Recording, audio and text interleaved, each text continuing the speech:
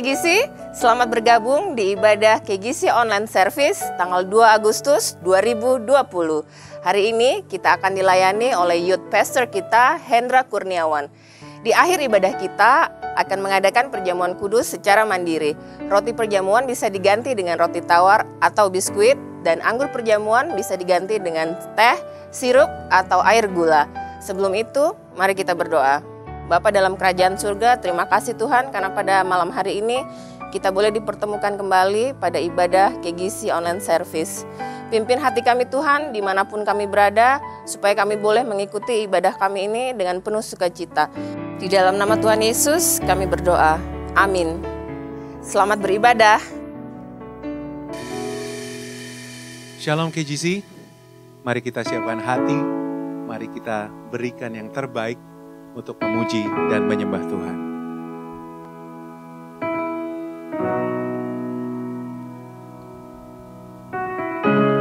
Lord bless you and keep you, makes his face shine upon you and be gracious to you. The Lord turn his face towards you and give you peace. One more time. The Lord bless you and keep you, make his face shine upon you and be gracious to you. The Lord turn his face towards you and give you peace. Let's sing it. Amen. Amen.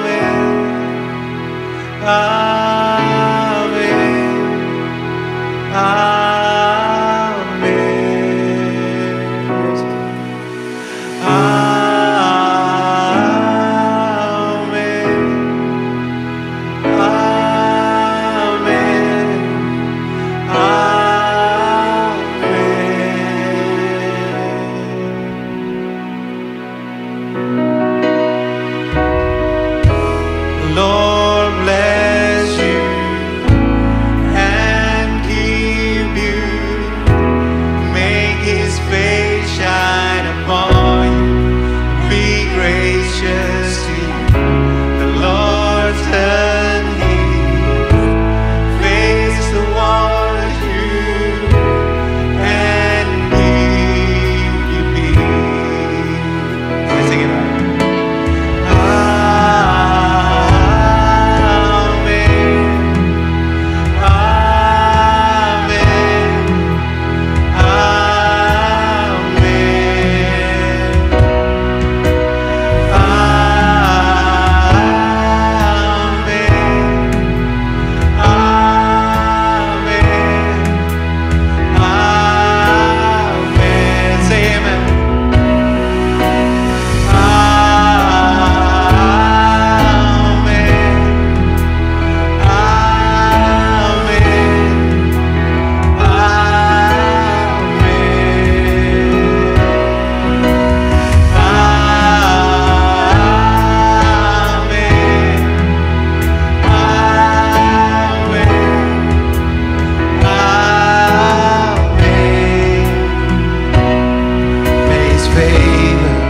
Upon you and 1,000 generations, and your family and your children and their children and their children.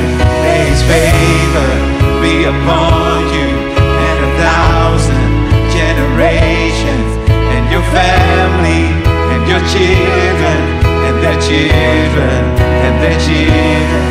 May his favor be upon you for 1,000 generations, and your family and your children and their children and their children. May his favor be upon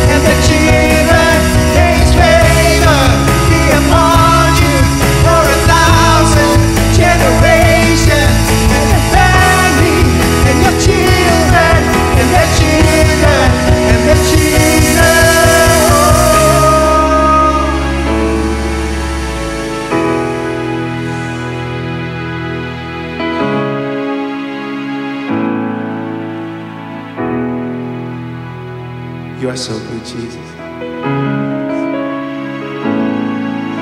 You are so good, Lord.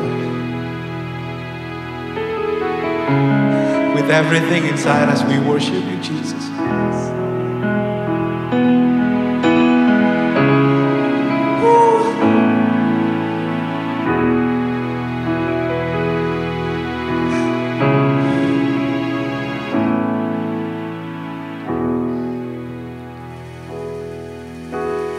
Jujur kadang ku tak sanggup menghadapi semua bebanku, menantikan jawaban, menolak untuk menyerah. Ku tahu Kau Tuhan yang sanggup menolong dalam sesatku. Namun meskipun belum, ku kan tetap menyembahmu. Ku kan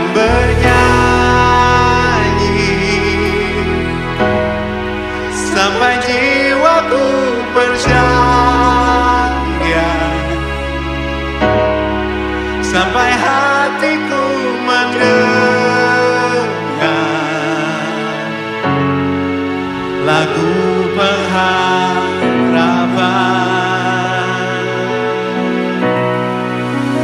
Ku kan berserah, ku tahu aku tak sendiri. Ku yakin Kau mengasihiku,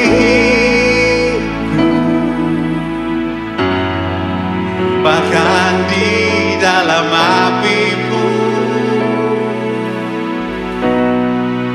ku kan menyembahmu.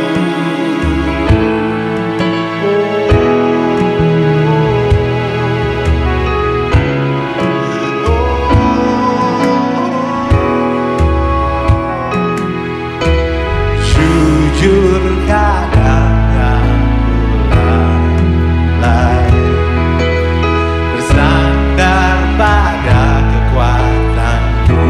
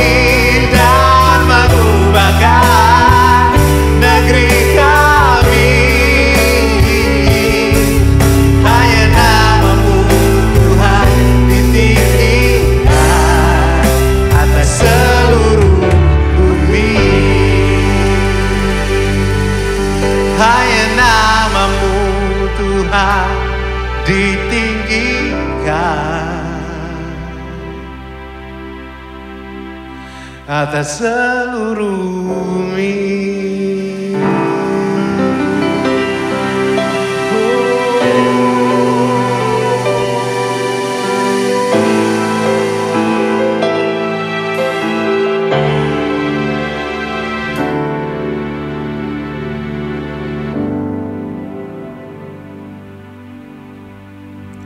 Shalom KJC Kute, dimanapun saudara mendengarkan online service hari ini, saya berdoa saudara tetap dalam keadaan baik, dalam keadaan sehat, dan saudara tetap dalam pemeliharaan Tuhan. Nah saudaraku, hari ini saya rindu untuk berbagi pada saudara tentang duty of ministry atau tugas atau pekerjaan pelayanan kita. Nah saudaraku, ketika kita mendengar kata ministry, biasanya pikiran kita selalu tertuju pada apa yang biasa kita lakukan, yaitu pelayanan di dalam gedung gereja, ya, dan rutinitas ibadah mingguan kita di dalam gedung gereja. Tentu sebelum pandemik COVID-19 ini, kita seringkali lupa bahwa panggilan pelayanan kita jauh lebih luas daripada sekedar ruang lingkup di dalam gereja. Kalau saudara lihat di Kisah Para Rasul 1 ayat 8, firman Tuhan berkata, "Tetapi kamu akan menerima kuasa kalau Roh Kudus turun ke atas kamu, dan kamu akan menjadi saksiku di Yerusalem dan di seluruh Yudea dan Samaria dan sampai ke ujung bumi." Ketika kita percaya dan kita menerima Yesus, maka Roh Kudus turun atas kita, dan ketika Roh Kudus itu turun atas kita, kita diberikan kuasa. Nah, kuasa ini untuk apa, saudara? Yaitu kuasa untuk kita menjadi saksi. Bukan sekedar untuk melayani dalam gedung gereja, tetapi menjadi saksi semaksimal kita, kemanapun kita bisa pergi dan kemanapun kita bisa bertemu dengan orang-orang di luar sana. Saudara, kata kuasa di sana itu berarti dunamis, yang artinya satu kekuatan yang besar, satu ledakan yang besar untuk kita bertindak atau melakukan sesuatu. Jadi seharusnya kita sebagai orang percaya punya dorongan yang besar untuk senantiasa bersaksi, dan seharusnya menjadi satu tanda tanya besar ketika nggak ada lagi dorongan di hati kita untuk ketika kita dimanapun kita ditempatkan untuk kita bersaksi, untuk kita mengabarkan Injil, untuk kita memberitakan Yesus kepada orang-orang di sekitar kita. Nah, itu mungkin bisa terjadi karena seringkali tanpa kita sadari, kita terlalu nyaman dengan komunitas di mana kita selalu berkumpul dengan sesama orang percaya. Dan itu juga bisa terjadi mungkin karena tanpa kita sadari, kita juga disibukkan dengan rutinitas pelayanan kita di dalam gedung gereja. Sampai kita lupa akan panggilan kita yang paling mendasar, yaitu untuk menjadi saksi Kristus. Saudaraku, untuk menjadi saksi, saudara sebenarnya nggak perlu susah payah untuk saudara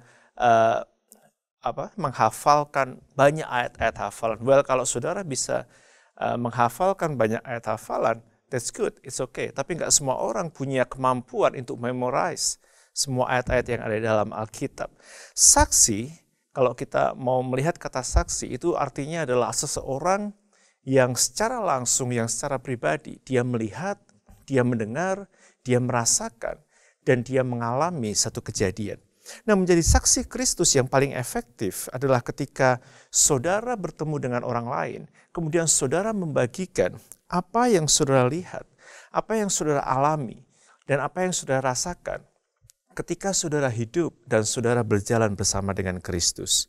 Nah, saudara, terutama anak-anak muda yang mendengar ini, kita nggak bisa bilang, well, itu kerjaan orang-orang senior di dalam gedung gereja atau dalam pelayanan. Itu kerjaan para pelayan Tuhan, hamba Tuhan, pastor, pendeta. Saya mau beritahu saudara, mereka bisa pergi, mereka bisa bersaksi ke pelosok-pelosok daerah, ke pelosok-pelosok kampung, masuk ke hutan-hutan. Tapi mereka belum tentu bisa masuk ke kantor saudara. Cuma saudara yang bisa masuk ke keluarga besar saudara untuk saudara bersaksi. Cuma saudara yang bisa masuk ke dalam kantor saudara untuk saudara bersaksi. Cuma saudara yang bisa masuk ke dalam kampus saudara, di teman-teman komunitas yang memiliki hobi yang sama, untuk saudara bersaksi di sana. Nah, saudaraku, ingat ketika firman Tuhan berkata, jadilah saksi sampai ke ujung bumi. Perjalanan ke ujung bumi, saudara, dimulai dari langkah kecil di rumah kita masing-masing. Kemudian mungkin saudara bisa mulai dengan tetangga di sekitar saudara. Saudara bisa mulai ke komunitas saudara, ke tempat kerja saudara, dan seterusnya. Satu langkah kecil jauh lebih baik daripada banyak rencana untuk program-program besar. Saudaraku, Paulus, kalau kita mau melihat kehidupan Paulus, dia memberikan pesan yang sangat penting pada anak rohaninya, Timotius, di saat-saat akhir dari kehidupannya. Di dalam 2 Timotius 4, itu adalah surat terakhir Paulus untuk Timotius, dan dia tuliskan surat itu pada waktu dia ada dalam penjara. Nah, saudaraku, dia pada waktu itu akan menghadapi satu pengadilan kekaisaran Romawi, bukan karena dia melakukan kejahatan, bukan karena dia seorang kriminal, tapi dia begitu gigih, dia begitu tekun untuk dia menjadi saksi Kristus, untuk dia memberitakan kabar baik, untuk dia memberitakan Injil, untuk dia tidak pernah menyerah dalam melakukan duty of ministry, dalam melakukan tugas pelayanannya. Dan kita ingat saudara, tadi seperti yang saya sampaikan di awal, tugas pelayanan kita bukan hanya sekedar ketika kita melayani dalam gedung gereja, tidak hanya berhenti ketika kemudian kita keluar dari gedung gereja. Nah, tugas pelayanan kita adalah terus dimanapun kita berada, kita tetap menjadi saksi Kristus. Nah, Paulus mengingatkan Timotius dalam 2 Timotius 4, ayat yang kedua.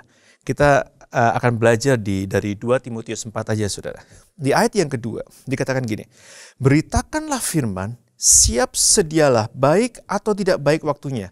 Nyatakanlah apa yang salah, tegurlah dan nasihatilah dengan segala kesabaran dan pengajaran. Saudaraku, mengapa Paulus menyampaikan satu pesan yang sangat penting ini pada Timotius, saudara? Nah, ayat-ayat selanjutnya akan menjelaskan urgensinya, mengapa mereka harus tetap siap untuk memberitakan firman dan menyatakan kebenaran apapun keadaannya. Di ayat yang selanjutnya, ayat ketiga dan keempat, firman Tuhan berkata, karena akan datang waktunya, orang tidak dapat lagi menerima ajaran sehat, tetapi mereka akan mengumpulkan guru-guru menurut kehendaknya untuk memuaskan keinginan telinganya.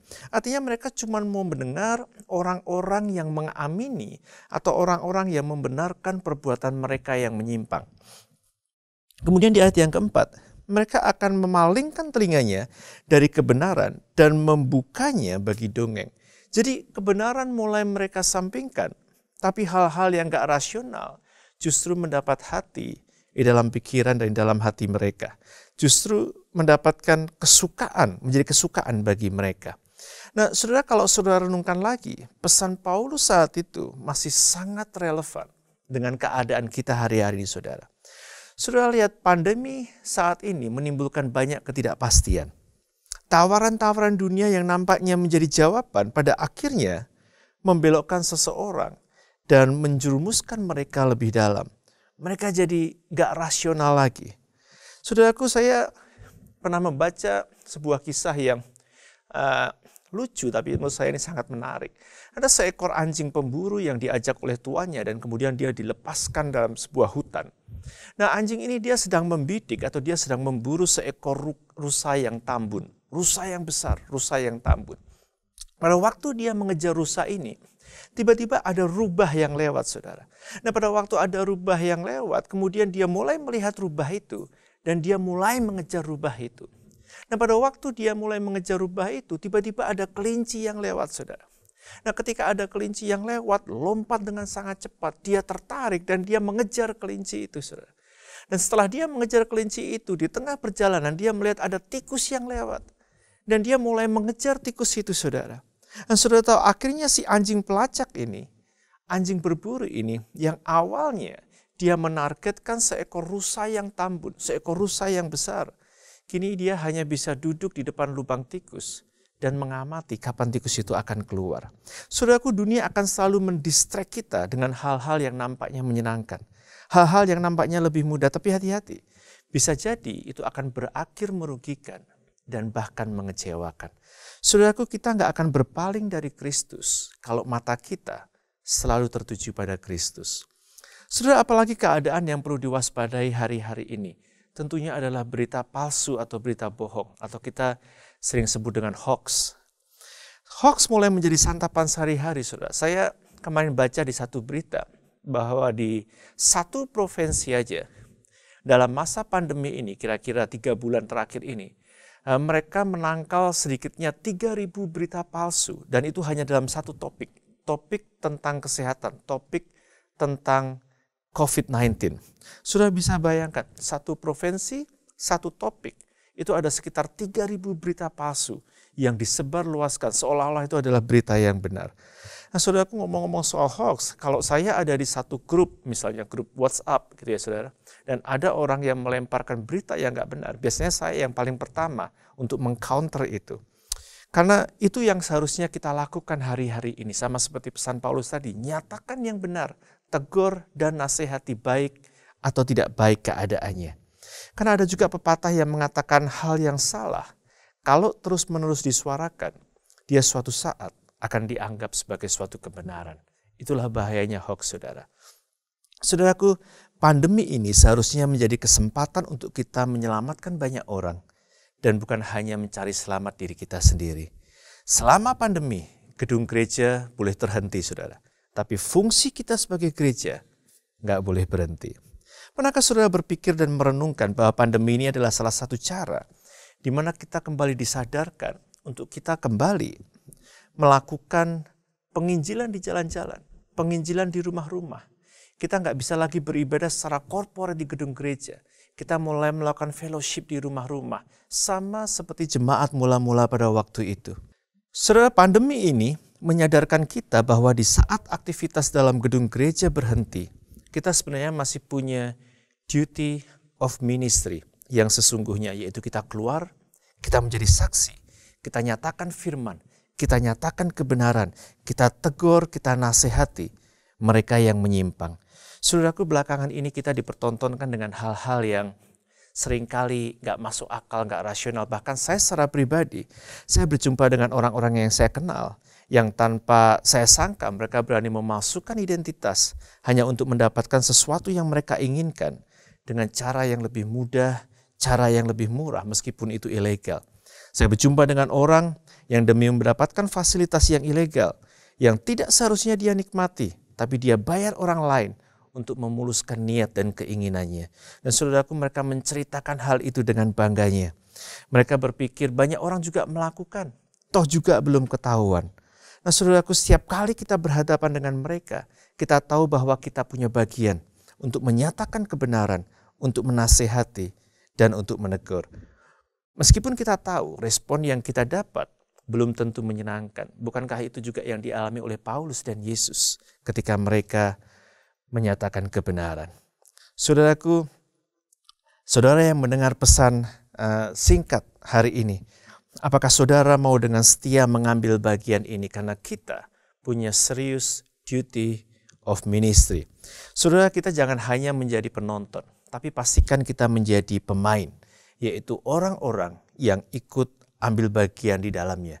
Maka dari itu Paulus di ayat yang ke-7 dia berkata gini, dia berani berkata, aku telah mengakhiri pertandingan yang baik, aku telah mencapai garis akhir, dan aku telah memelihara iman. Kenapa dia menggunakan istilah pertandingan, saudara? Karena dia terlibat di dalamnya, dan dia nggak hanya menonton. Penonton, mereka cukup punya suara yang keras, mereka cukup punya mulut yang besar, tapi pemain harus punya niat dan ketekunan yang besar. Penonton cukup dengan menguasai segala teori yang ada, ayat-ayat hafalan dan lain sebagainya. Tetapi pemain, dia harus terapkan apa yang dia tahu dan dia pelajari. Dia harus lakukan itu. Pertanyaan penting untuk kita renungkan hari ini. Apakah saudara hanya sekedar penonton di gelanggang pertandingan, atau saudara adalah pemain yang terlibat dalam sebuah pertandingan? Dan saudara juga mesti ingat, hanya pemain yang mendapatkan hadiah itu adalah pemain yang menyelesaikan pertandingannya sampai di garis akhir, yaitu kita yang tetap menjadi saksi, yang tetap memberitakan firman, memberitakan kebenaran sampai kita berjumpa kembali dengan Yesus. Nah saudaraku, pesan saya untuk menutup perenungan singkat saya hari ini, biarlah kita tetap menjadi saksi Kristus dimanapun kita berada. Menjadi saksi Kristus adalah tugas bagi semua orang percaya, bagi kita semua, termasuk anak-anak muda. Dan biarlah kita semua menjadi anak-anak muda yang dapat diteladani dengan kita berani menegur, kita berani menasehati, kita berani menyatakan kebenaran, baik maupun tidak baik waktunya. Tuhan Yesus memberkati saudara. Amin.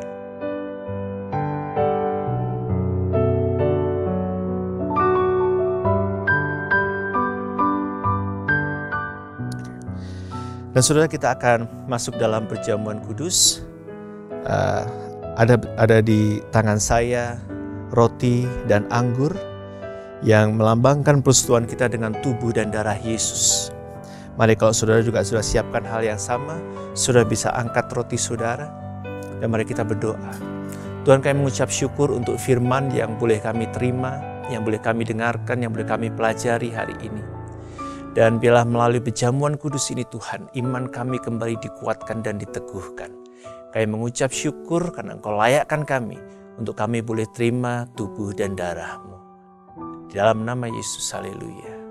Amin. Saudaraku, kita mengangkat roti ini dan kita percaya apa yang Yesus sudah lakukan di atas kayu salib.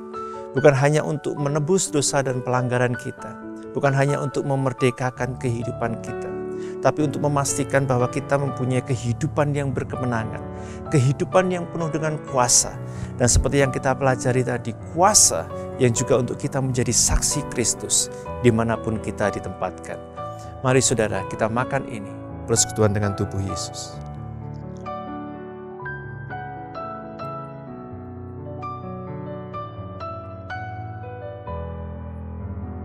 Dan cawan yang berisi anggur ini adalah cawan perjanjian baru yang ditumpahkan bagi saudara dan saya demi penebusan dosa. Dan saudaraku, biarlah ini menjadi meterai yang menguatkan kita kembali bahwa kita adalah saksi-saksi Kristus. Usia berapapun kita, muda atau tua, dimanapun kita ditempatkan, apapun keadaannya, baik maupun tidak baik keadaannya, biarlah sama seperti firman yang kita pelajari tadi, kita tetap berani untuk menyatakan kebenaran, kita tetap berani untuk memberitakan firman, kita lakukan dengan setia sampai Tuhan Yesus datang kembali. Mari saudara, kita minum ini, persekutuan dengan darah Yesus.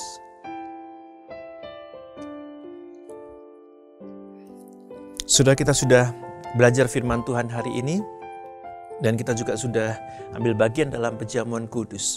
Saya akan akhiri ibadah kita hari ini dan kita tutup dalam doa. Biarlah dimanapun saudara berada, berkat Tuhan selalu ada dalam kehidupan saudara dan saudara tetap setia dalam segala keadaan untuk saudara tahu panggilan saudara yang paling mendasar dan yang paling utama, yaitu untuk saudara menjadi saksi Kristus dimanapun saudara ditempatkan. Saudara menjadi berkat, saudara menyatakan kebenaran, dan saudara menjadi teladan. Meskipun saudara masih muda, tapi saudara tetap menjadi teladan dimanapun saudara ditempatkan. Karena itulah ladang misi saudara. Dan bila saudara tetap setia, saudara mengakhiri pertandingan saudara dengan baik sampai di garis akhir. Dan saudara semua mendapatkan mahkota kebenaran.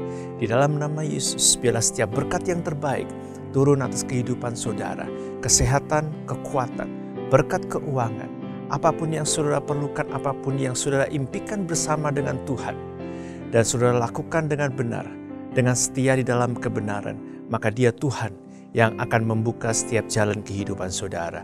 Di dalam nama Yesus, haleluya. Amin. Demikian ibadah kita pada malam hari ini. Semoga kita semua dapat diberkati. Saya mengundang saudara yang belum join Komsel untuk berkomsel dengan menghubungi nomor telepon di bawah ini.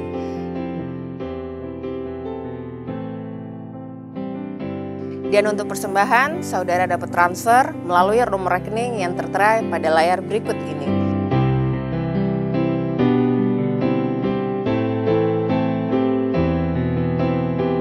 Mari kita berdoa untuk persembahan.